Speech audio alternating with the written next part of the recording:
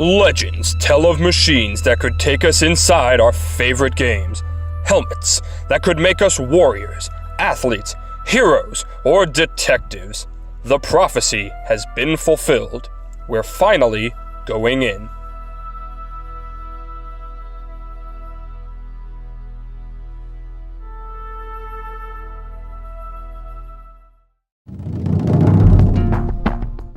Okay, honestly, this tech has been around for years now. However, with the release of PSVR last year, Sony looks to make VR more mainstream with a lower price and an easier setup than its competitors, the Oculus Rift and the HTC Vive, and it's working. So the question is, will VR be able to stick around, or doomed to go the way of parachute pants and Temogotchis?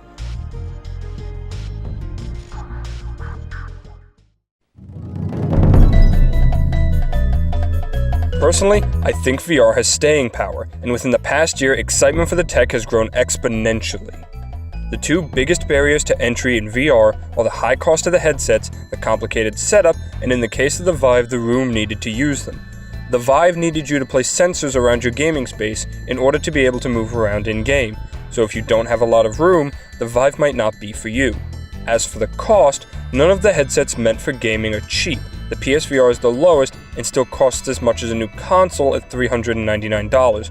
The Rift comes in second at $599, and another $200 gets you the Vive, arguably the most advanced headset due to its full body motion tracking. Overall, you could get any of these for a little less than the cost of a college textbook. Of course, for some buyers, VR had one other problem. No, not that abomination. I'm talking about the setup. For a long time, setting up a VR headset was a good bit of work. See, VR headsets have some complicated tech behind them, and where there's tech, there's wires.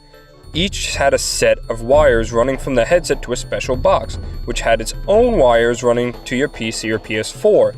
Don't forget the wire for your headphones. One of the biggest advancements is the more variety in headsets currently on the market. Want to play with full range motion tracking? Get the Vive. Looking to play PC games without actually having to get up? The Oculus Rift is probably for you. Want to play with VR but you're shunned by the PC players because you own a PS4? Well, now the PSVR lets you play anyway. More choice is almost always a good thing. Having a few different headsets that can cater to different tastes and needs leads to more people having access to the technology and better odds of people actually buying into VR. All of this advancement is wonderful, but VR still has a long way to go before it's as polished as gaming tech we currently have. More games is the biggest tipping point, because no matter how many choices we have, we need more than just a few physics engines and demos to play on our fancy headsets. Also, there's the fact that these headsets can cause major motion sickness and vertigo in players, which is not what I want when I'm trying to just play some selfie tennis. A little odd though. Okay. I wonder if you could play multiplayer with this, like with actual other people. That would be super cool. Oh, and let's not forget the Let's Plays. A lot of popular YouTubers such as Markiplier here have made several videos covering various VR headsets and the games on them. Some of these creators have millions of subscribers who watch their videos, netting VR a lot of extra publicity and a show of how you actually look using the headsets. There we go. Got him. Uh-oh. Wait, no.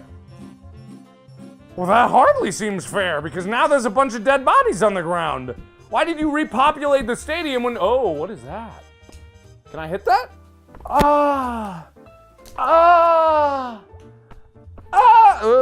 Companies are working on addressing both of these, however, so I don't think they're going to be problems for very much longer. With all of this, I'm sure enough players will adopt VR in the coming years. The technology is still young after all, and needs a little time to bloom and develop. So what do you think? Is VR here to stay, or is it just another tech fad? I'm excited to see such a young technology start off, and I'm curious to see what everyone else thinks.